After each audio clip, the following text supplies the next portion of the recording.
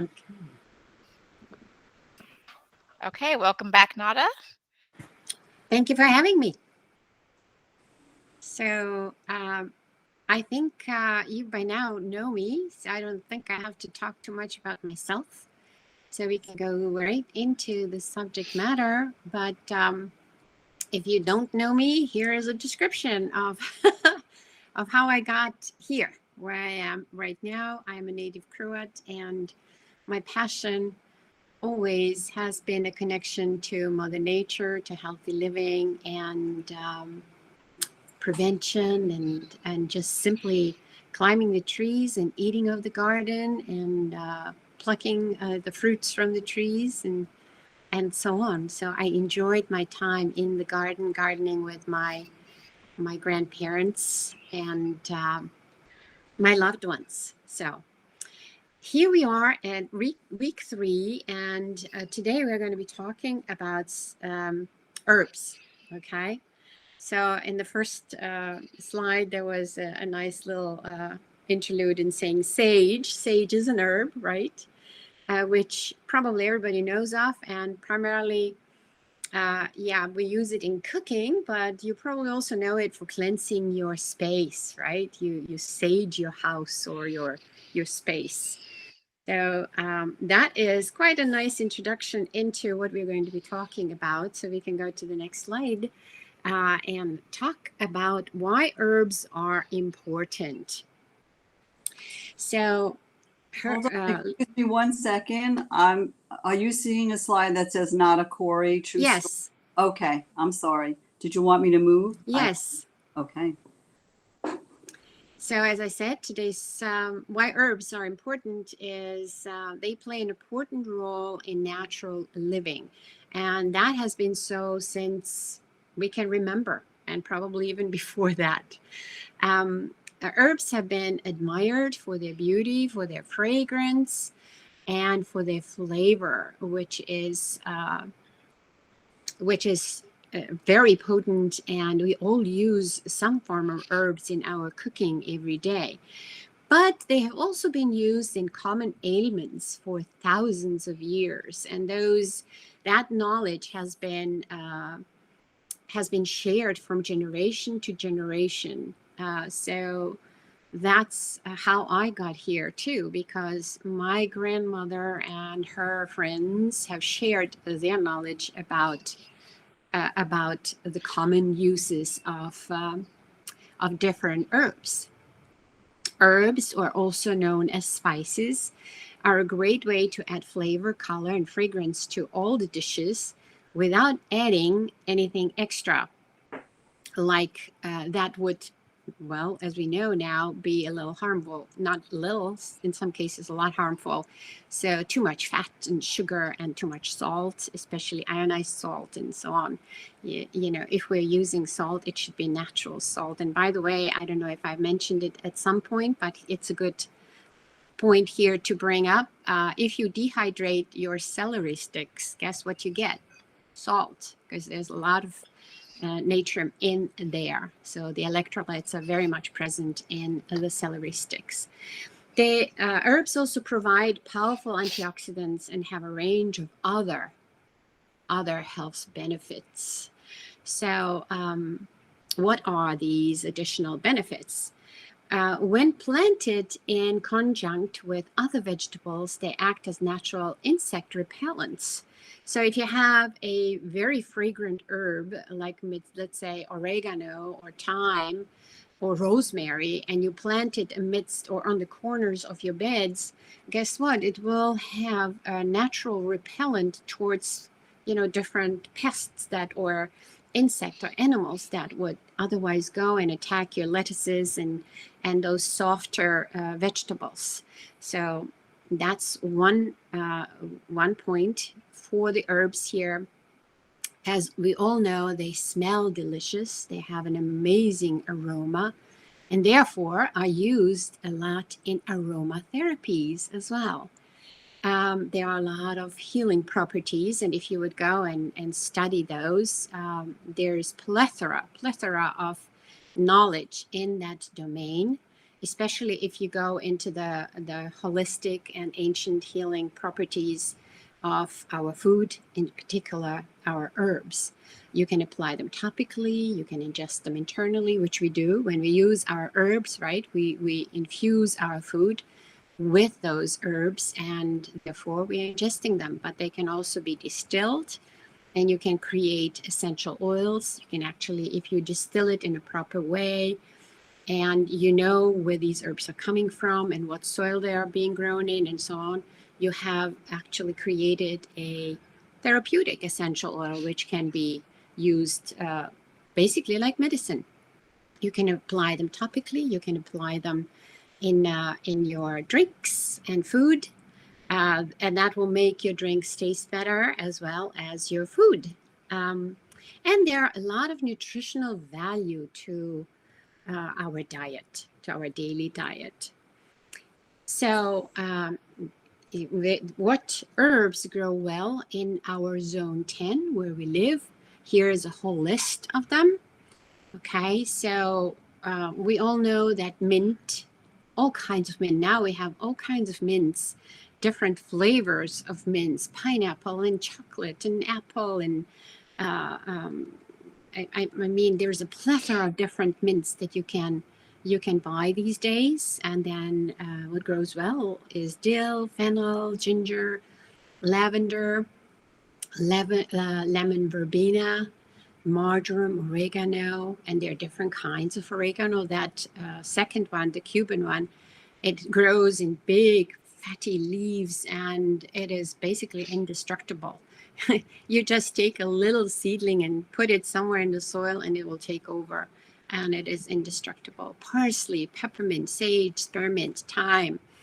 And then there are many others that we are not as privy to, but nevertheless, if you are and you can, try to plant them. You can try stevia, nettle, lemongrass, hyssop, henna, eucalyptus, curry, and so on. So there's a whole beautiful list of different herbs that you can grow here in Florida. And yeah, we are very fortunate that we can do quite a bit of that. And it is so much fun, and it brings a lot of fragrance into your home and your environment, especially if you do it in your backyard where you're sitting sometimes and reading or just being there. Finding your best areas to grow herbs. Okay, so you can grow them basically anywhere. You can grow them in containers, you can plant them in ground, you can plant them in raised beds, in boxes, in vertical planters, hydroponic towers, anywhere. There is no excuse that you can't grow it. When you put them in the soil, of course, consider that your soil here in Florida primarily is sand. So you would want to enhance the soil with some nutrients and some maybe. If you compost and you create your own composting soil, that will be loaded with nutrients. You can go there, gather some seaweed when you go and walk the beach and mix that in with your soil, and you will get a lot of that saltiness in there. So more acidic environments, certain plants require that. Planting, what is a good time to start planting? Well, you can this is the prime time to start planting anything, I would say. And actually, it is a great time to start from seeds, and they will grow very quickly, and then you can replant them. So, as it said here, you can harvest seeds from your herbs if you grow them at home. So you just, how do you get the seeds from your herbs when you grow them at home? You allow that plant, that herb, to grow to flower, and those flowers will then turn into seeds, and then they are tiny little nodules, tiny little seeds that you collect. You dry them, and then you can put them in a baggie and hold them for next year's planting, or whenever you want to replant them somewhere else. As I said, you can sow them directly into the soil, or you can put them into little seed caps, like biodegradable little containers, and then you don't have to take it out of the container. You can just take that whole container and place it somewhere in the soil without disturbing the plant, which is preferable. The rule of thumb of planting any kinds of seeds is like 2 to 3 times the thickness of the seed. So, use your common sense. So if you have tiny little seeds, don't plant them too deep, just a tad under the surface. And then make sure that they are watered on a regular basis. Do not overwater. And how do you do that test I've mentioned before? That your soil is kind of crumbly, but not dry, so it's dusty and you can blow it away. And it shouldn't be sticky, right? If it's sticky, it's too much water. And whatever you have in that soil will rot away. Okay. Of course, all our plants in our planting areas require sunlight and light in particular. So let's say 5 to 6 hours of sun a day would be probably a very good location for whatever you're growing, in particular your herbs. A lot of the herbs love, like lavender, rosemary, they love dry and quite sunny areas. So I, for example, planted mine around my trees in my front lawn. So that is not overwatered. It's watered regularly, like 3 times a week on my sprinkler system. And it's a little bit elevated, but it has plenty of sun throughout the day, and they are simply thriving and continue to growing. You can grow some herbs indoors as well, and harvest them, on your windowsill, and harvest them along the way as you're cooking. And if you've planted them as from seeds in little seed cups or planting cups, when they're about 2 to 3 inches high, that means that they are a little more sturdy. That's the time where you can then replant them wherever you want to replant them, into whatever location. So transplant them. And funny part, what part of the herb is edible? Well, pretty much everything on the herb is edible. So the leaves are aromatic, the seeds are aromatic, flowers are beautiful and fragrant, and the oil derived from the plant is simply breathtaking. So you can take an herb, let's say like lavender or rosemary or basil, and you just rub the leaf and you will smell the fragrance. You can rub the stem and it will have the same fragrance.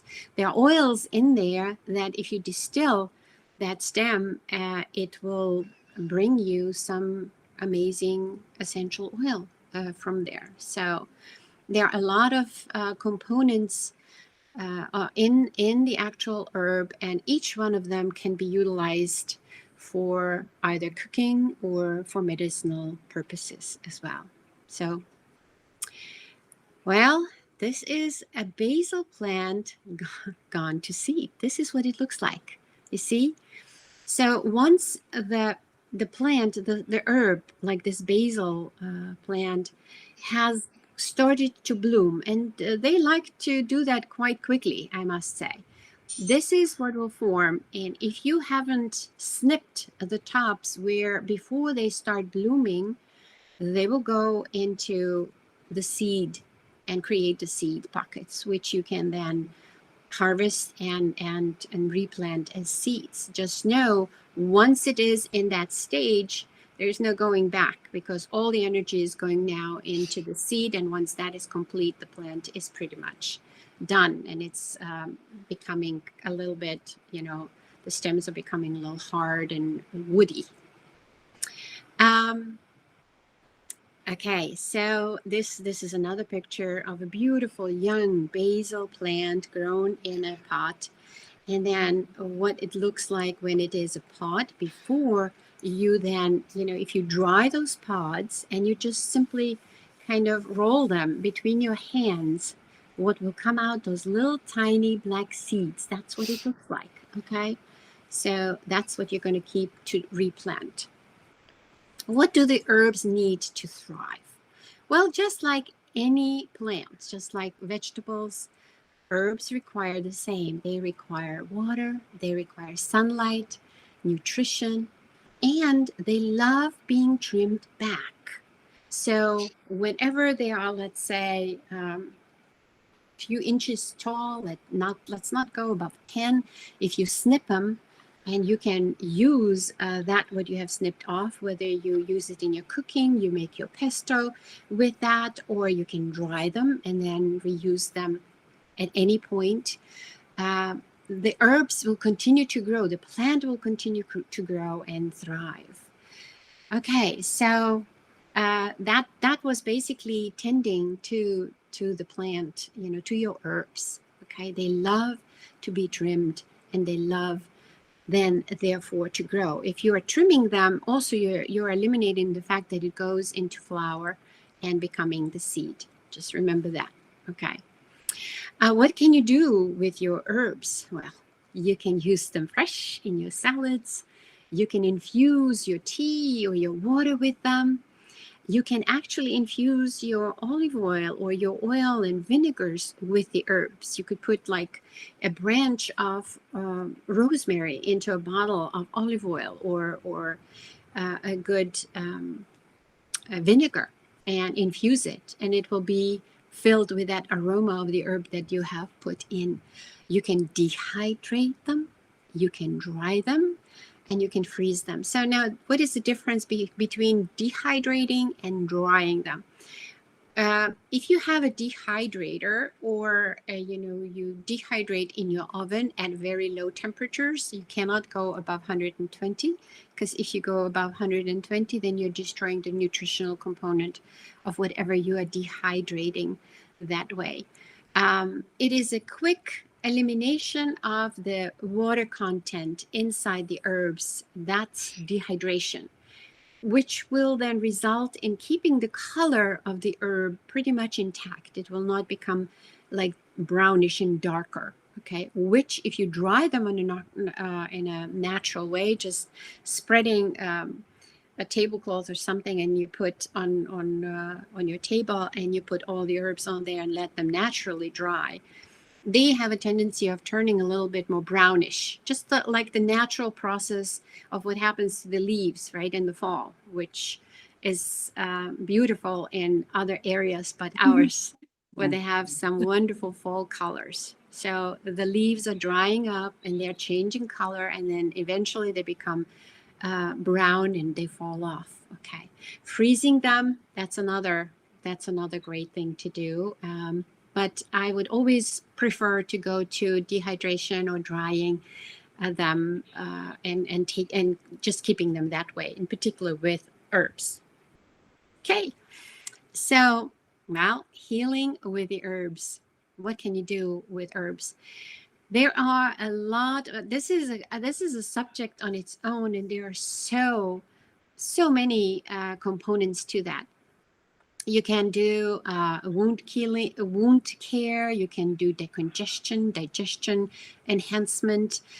You can affect your mood. You can affect your sleep and your anxieties. A lot of the herbs and the essential oils are being used in cosmetics. A lot of them have analgesic properties.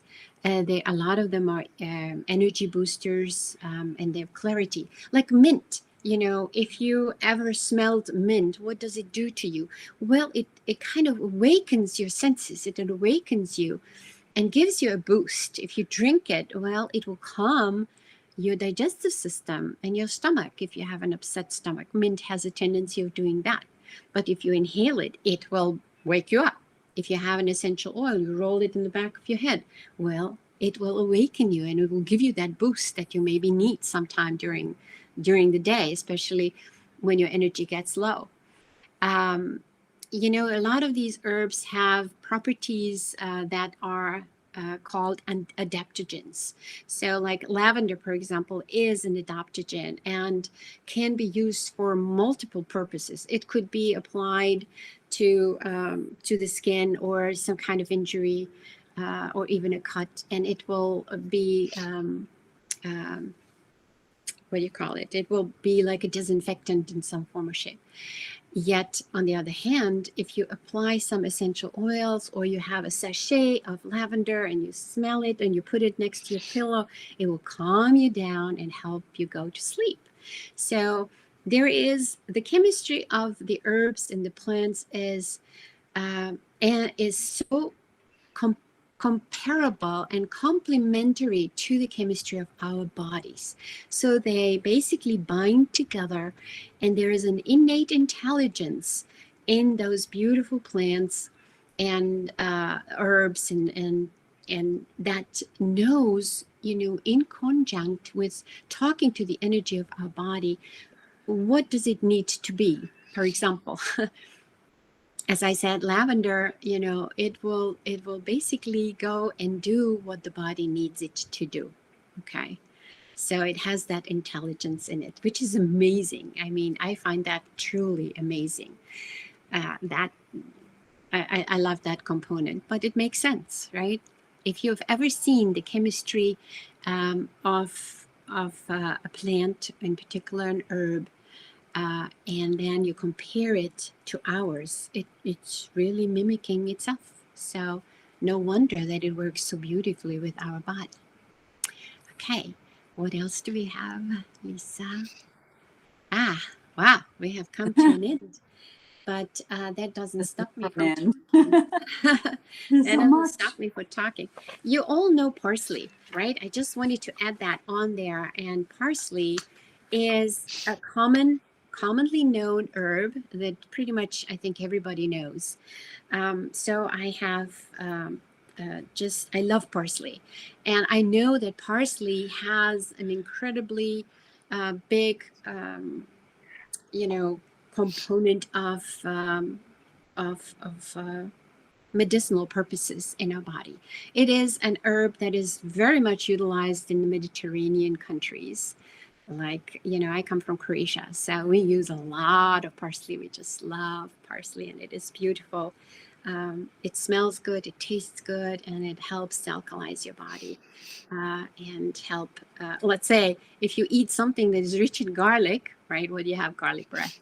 Well, if you chew on parsley, what will it do? It will kind of neutralize that.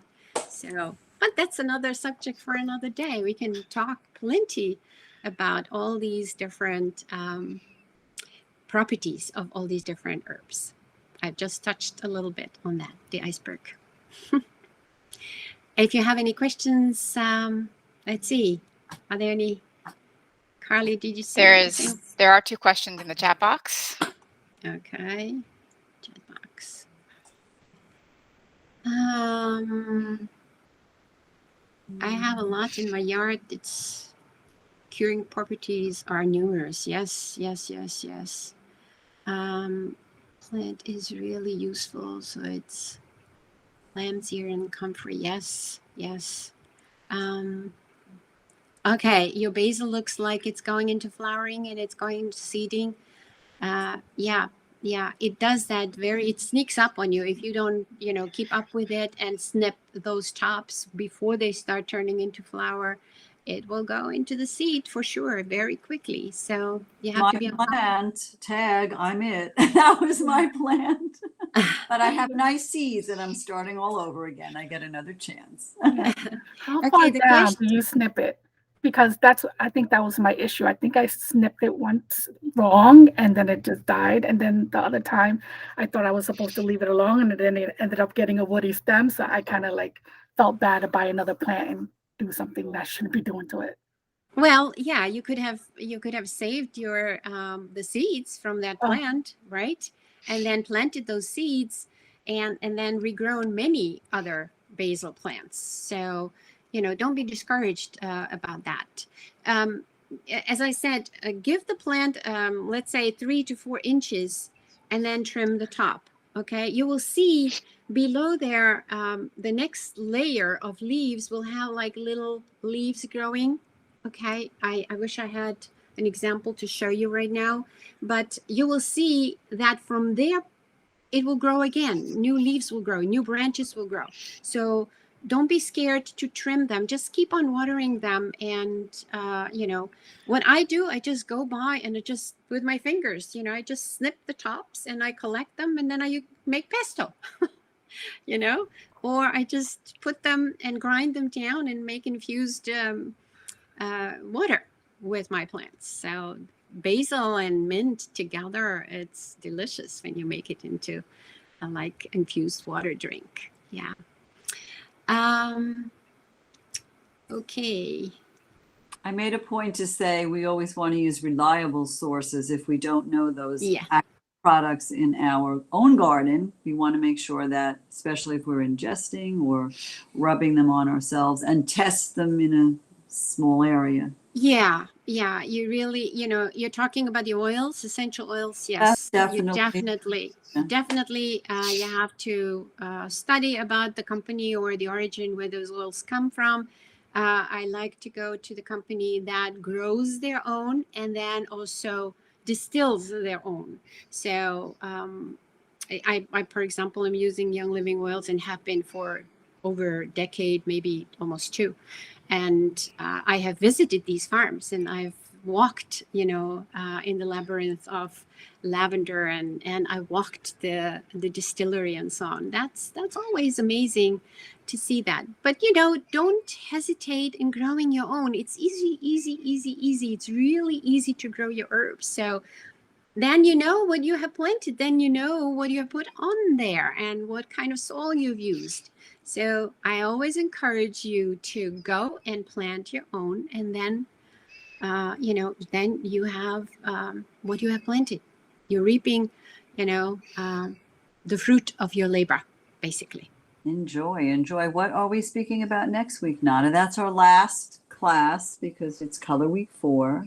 So what are we speaking about, Carly? What is our subject next week? I'll let Nada share. What you going to talk about? Well, I think we're going to be talking now what we have planted, right? We have talked about planting and preparing your soil and all of that. And then we planted vegetables and now we have planted herbs. Well, what would be the natural thing to do after this? Well, we have to put it all together and see what can we do with this now, right? How do we utilize all of our beautiful produce and bring it into our kitchen and onto our table and then into our bodies. So, right? So that would be the natural next step of what we're doing. And how do we live a healthier lifestyle by doing what we have just accomplished? So what do we do with it? It's not just growing, okay? It's ingesting it and cooking with it in a fun way and making something delicious, delightful, inviting your kids into the kitchen and chopping those herbs or those veggies and, enjoying them, or, letting them go and pluck a carrot out of the soil or pick whatever they like in there and just simply eat it right then and there. There's nothing better tasting than if you can ingest the vegetables or the fruits right there from the tree or from the garden. Yes. Perfect. All right. We look forward to that next week. And don't forget to complete the exit survey that will be available this afternoon to finish up and wrap up week 3 on dinners. And next week we will be talking about snacks. And we look forward to seeing Nada then. Thank you so much, everybody. And if you have any more questions,